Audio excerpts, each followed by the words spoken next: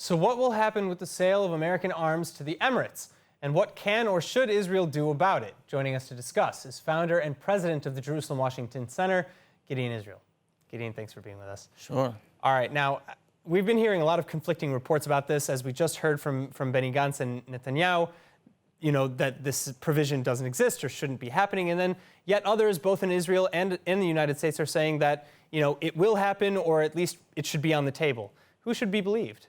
Well, I think everybody should be believed. I think everybody's telling the truth, and I think everybody's carefully worded what they said. I'm sure there's no provision in the agreement, and I'm sure there's no secret provision, and I'm sure that Netanyahu will oppose any sales of F-35s to the UAE. But what's going to happen is, after Netanyahu opposes it, or has already opposed it, the United States probably says, okay, it's in our interest to strengthen UAE and also to keep selling military hardware so other countries don't fill in that void.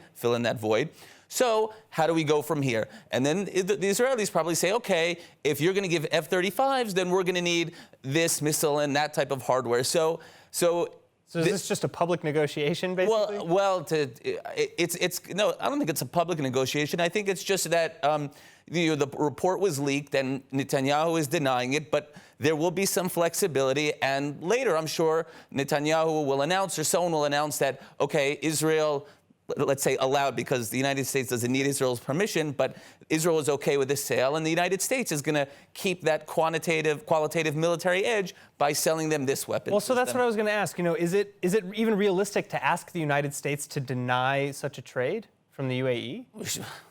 You can ask whatever you want, but it's certainly realistic, and it's certainly in Israel's interest. But also by asking it, also kind of gives Israel a little bit of leverage, because by saying this bothers us, so the United States, in order to go forward, they'll say, okay, so how do we compensate for that? And this whole qualitative military edge thing, it's one big negotiation where it's ongoing, and as the years go on, okay, the Arabs purchase more advanced equipment, and how does the United States compensate for that? So it's not something in stone. So what are the pros and cons, really, of the Americans giving advanced weaponry to the UAE from Israel's perspective?